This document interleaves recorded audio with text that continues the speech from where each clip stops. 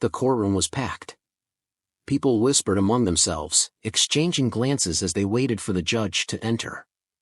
It wasn't every day that a simple hearing gathered this much attention. But today was different.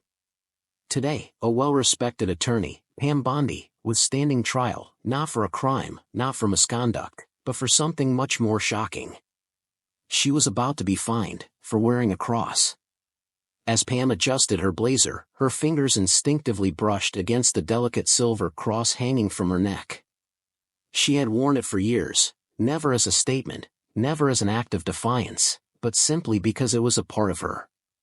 A symbol of her faith. Something that had given her strength in the toughest battles of her career. But today, that very symbol had put her at the center of a legal storm. The heavy wooden doors of the courtroom swung open, and Judge Prescott entered, his expression unreadable. The murmurs in the room died down instantly. He was known for his strict adherence to the law, a man who prided himself on keeping personal beliefs out of the courtroom. Today, he would prove just how serious he was about that principle. "Ms. Bondi, please step forward," he said, his voice firm. Pam walked toward the bench with quiet confidence. She had faced difficult situations before, but this one felt different. It wasn't just about her. It was about something bigger. Judge Prescott adjusted his glasses and let out a small sigh. "Ms. Bondi, you are an officer of the court. As such, you are expected to uphold the neutrality of this institution. Wearing religious symbols while presenting a case could be seen as an endorsement of personal beliefs, which violates courtroom decorum." He paused, then continued. "I am imposing a fine of $500. Gasps rippled through the room. "A fine? For a necklace?" Pam remained calm, but the weight of the situation pressed down on her. She wasn't just any lawyer. She was someone who had spent years fighting for justice, standing up for those who couldn't stand up for themselves. And now, she was being penalized for something so deeply personal, so inherently harmless. She took a deep breath, her mind racing. She could pay the fine. Move on. Avoid conflict. But that wasn't who she was. If she backed down now, what message would that send? She looked up at Judge Prescott, her voice steady but unwavering. "Your Honor, with all due respect, I must challenge this decision. The Constitution guarantees freedom of religion. If my cross is a violation, then where do we draw the line? Would a Star of David, a hijab, or a turban face the same penalty? Or is this ruling solely based on personal interpretation?" A silence fell over the room. Even the judge seemed momentarily caught off guard. He hadn't expected her to push back so quickly, so directly. He cleared his throat. "Ms. Bondi, this is not about restricting personal freedoms. It is about maintaining neutrality within these walls." Pam's eyes didn't waver. "Then let's discuss neutrality, Your Honor. Because if a cross is considered disruptive, then we must evaluate every symbol, every choice of attire, every possible implication of bias. And if we start policing personal expressions, then where does it end?" The tension in the room was thick. Even the most seasoned attorneys in the gallery were watching with fascination.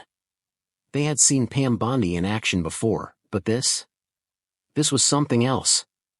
Judge Prescott leaned back in his chair, his fingers steepled in thought. He wasn't used to being challenged like this, especially in his own courtroom. But Pam Bondi wasn't just any attorney. She was sharp. Relentless. And right now, she was turning this case into something much bigger than a simple fine. The air felt charged, as if the next few moments would determine everything. Would the judge stand by his ruling, or was Pam about to prove, once again, why she was one of the most brilliant legal minds in the country? No one in the room dared to look away. And at that moment, one thing was clear: this case was far from over. The courtroom remained silent. The air was thick with anticipation, as if everyone was holding their breath, waiting for what would come next. Judge Prescott tapped his fingers against the bench, his gaze locked onto Pam Bondi.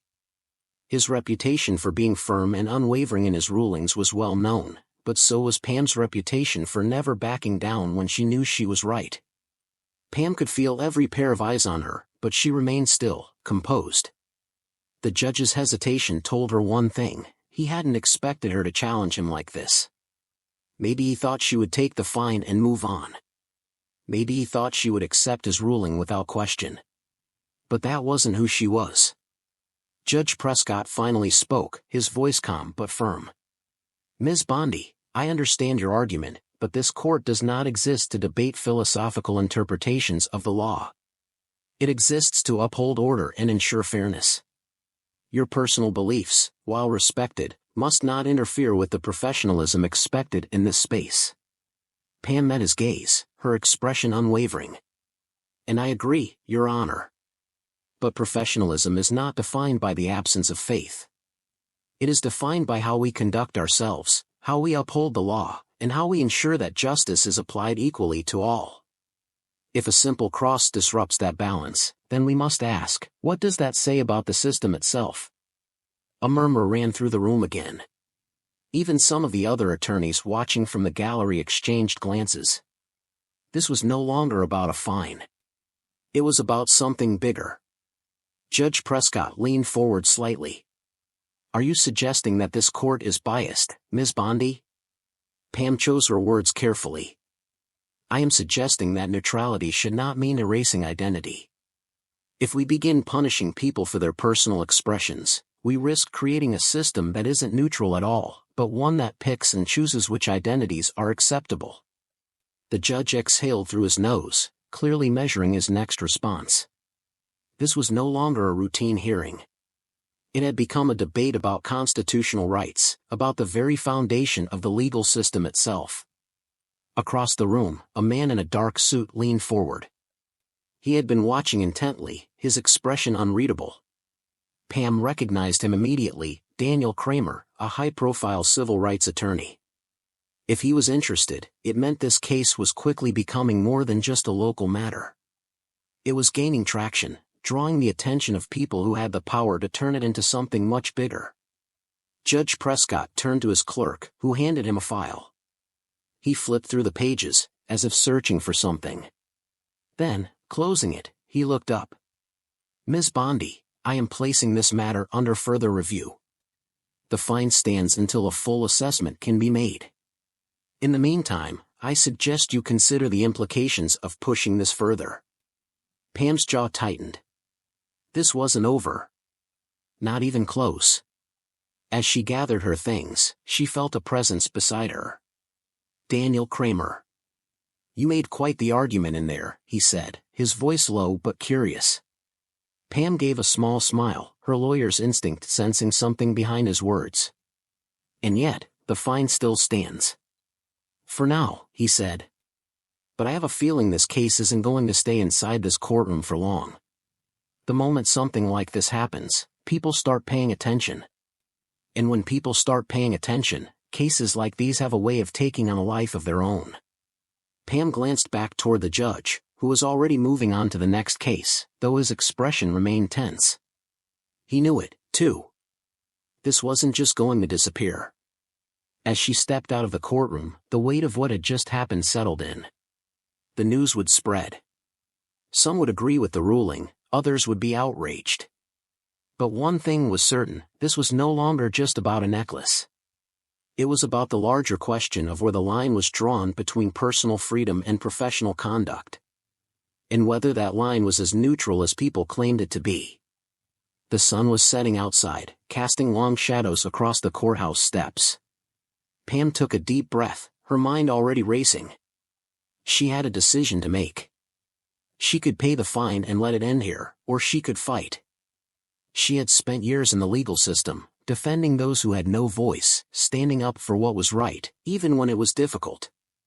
And now, she found herself at the center of a battle she never expected. Daniel stepped beside her. "If you decide to challenge this, you won't be alone," he said. Pam looked at him, considering his words. A fight like this wouldn't be easy. But then again, nothing worth fighting for ever was. And something told her, this fight was only just beginning. Pam Bondi sat in her office, the faint hum of city traffic filtering through the large windows. The courtroom encounter replayed in her mind, each moment etched with clarity. She had faced tough cases before, battled in high-stakes trials, but this felt different. This wasn't about winning or losing. It was about principle, about something she hadn't even realized could be questioned until today. Her phone buzzed, breaking her thoughts. A message from a colleague: "Your case is making waves. Media wants a statement. Call me." Pam exhaled. She should have expected this. Anything remotely controversial had a way of snowballing, especially in a world where public opinion often held as much power as the law itself. She turned on the television in the corner of her office, flipping to a news channel. There was her name flashing across the screen.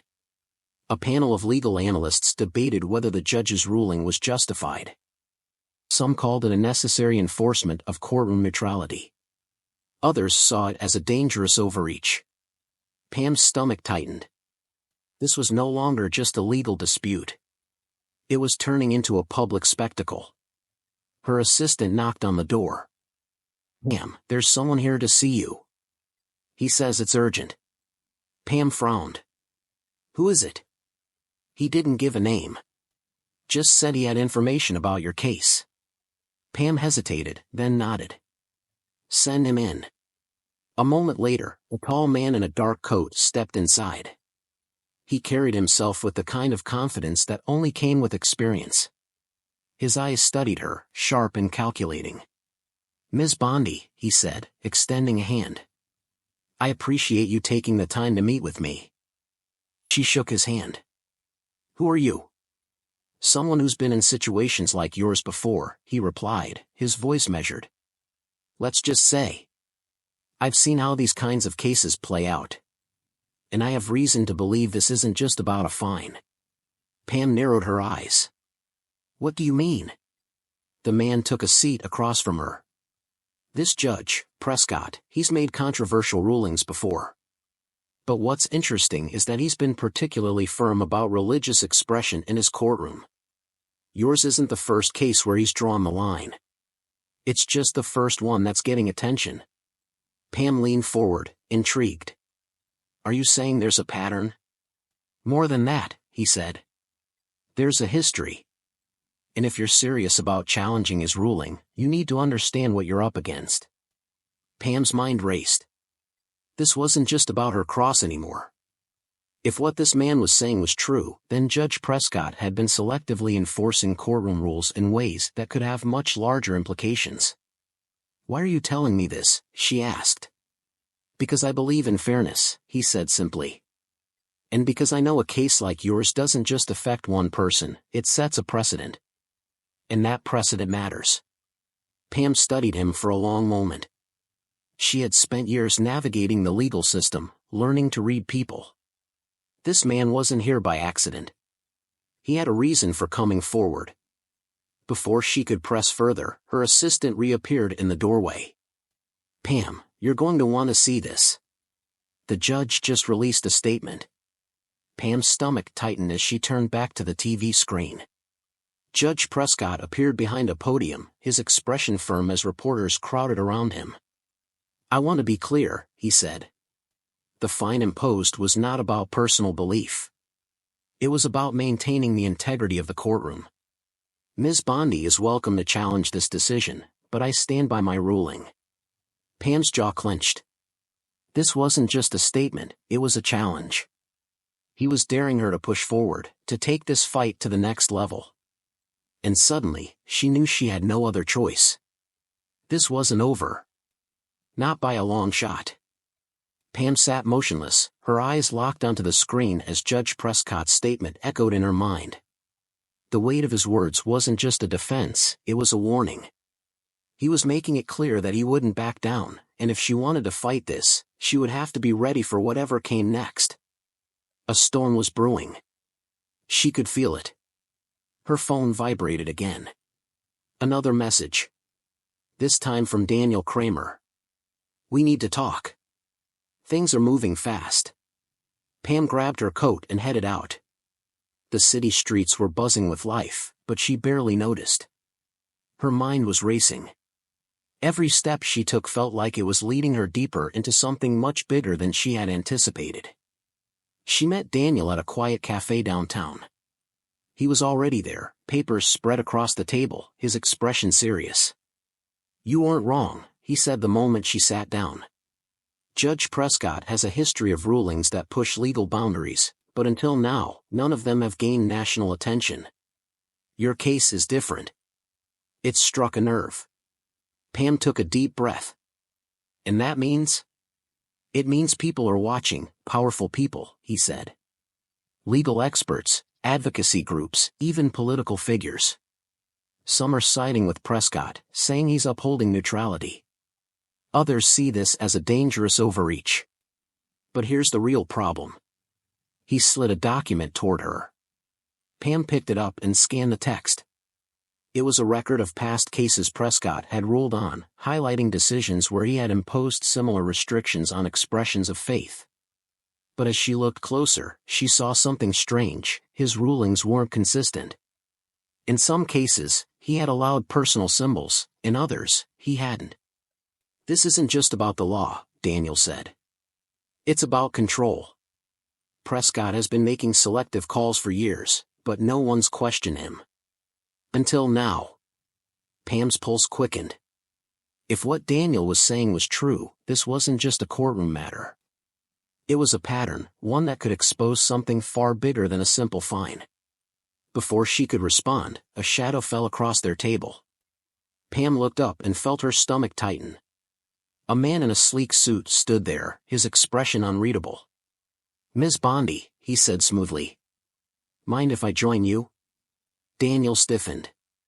"Who's asking?" The man gave a small smile but didn't answer right away. Instead, he pulled out a business card and placed it on the table. "Jonathan Steele, Senior Legal Advisor." Pam recognized the name. He wasn't just any lawyer, he was known for handling high-profile cases, often representing powerful interests. "You're making quite a stir," Steele said, sliding into the chair across from her. "I figured it was only a matter of time before we had this conversation." Pam glanced at Daniel, then back at Steele. "And what conversation is that?" "The one where I advise you to think carefully about your next move," he said, folding his hands. "Judge Prescott isn't just another judge. He has connections. He has influence. You push this too far, and you won't just be fighting him in a courtroom. You'll be stepping into something much bigger." Pam's heart pounded. The implication was clear.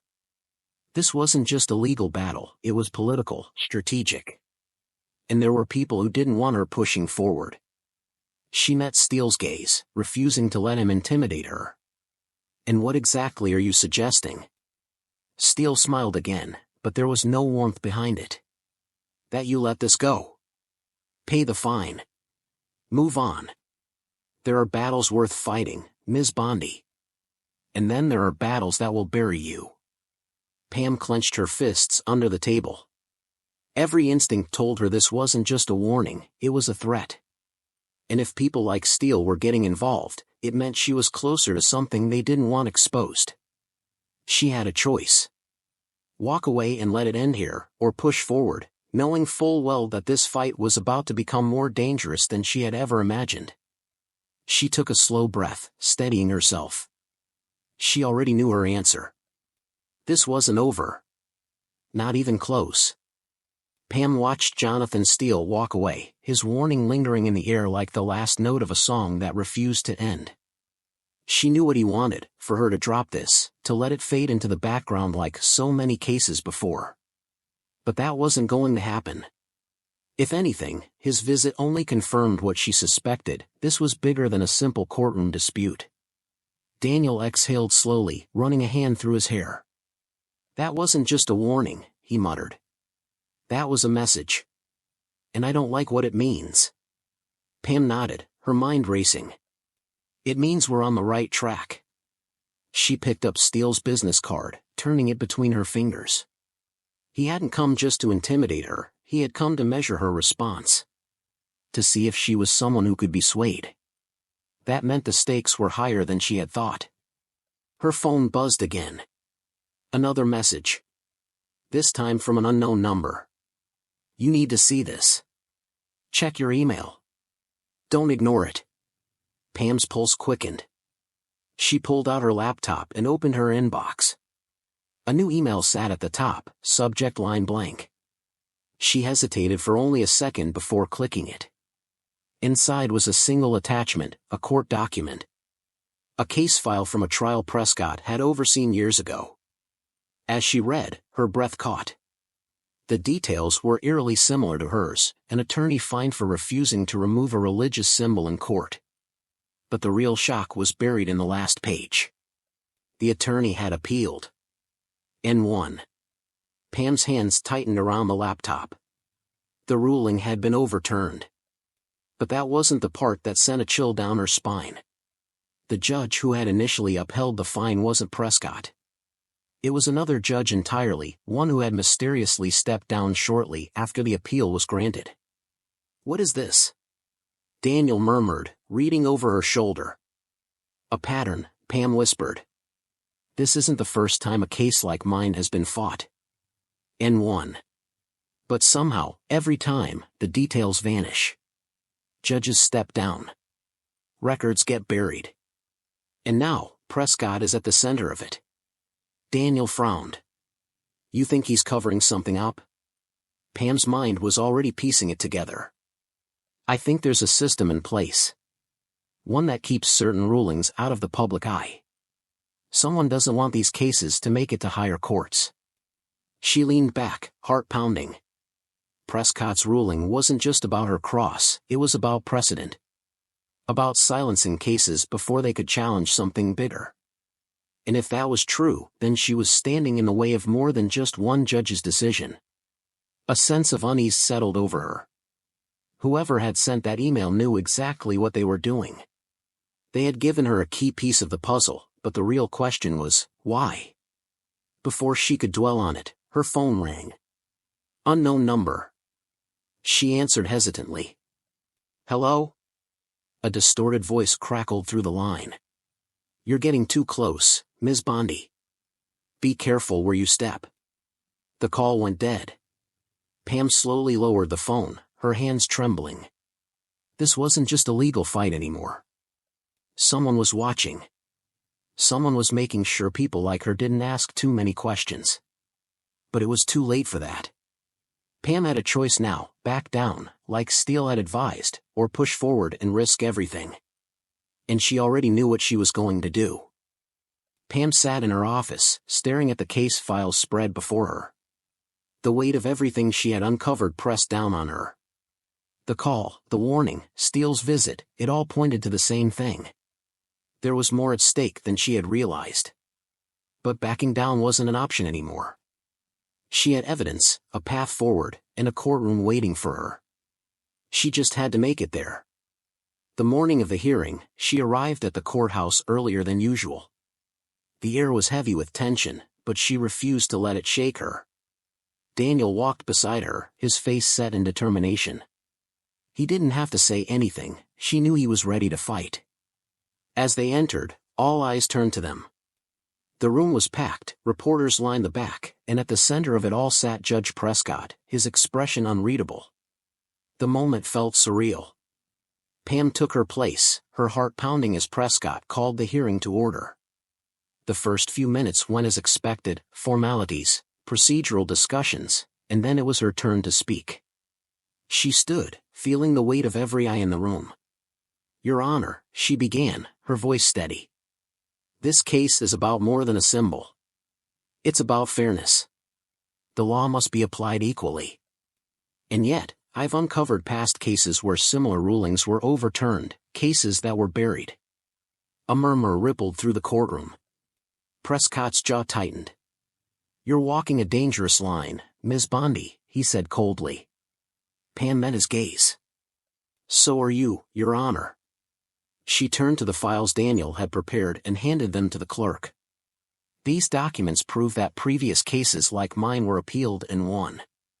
If my case is ruled against today, we'll take it further, and the public will see what's been hidden for years." The room fell silent. Prescott shifted in his seat, his expression unreadable. For the first time, Pam saw something in his eyes, hesitation. Then, something unexpected happened. A man stood up from the back of the courtroom. "Your Honor, I have evidence to submit." Pam turned, startled. The man was older, his presence commanding. He walked forward and placed a sealed envelope before the clerk. Prescott's face paled. "This is highly irregular," he said sharply.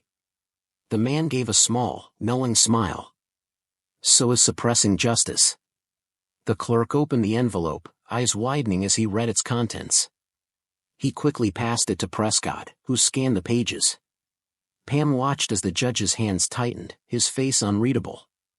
Then, he exhaled sharply. "This hearing is adjourned," he announced suddenly, standing up. The courtroom erupted into whispers. Pam turned to Daniel.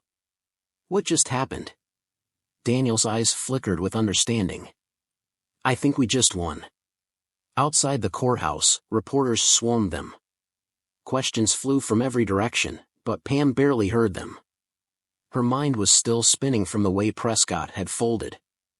Then she spotted the older man standing at a distance, watching her. She stepped toward him. "Who are you?" He smiled faintly. "Someone who fought this battle once before." Pam's breath caught.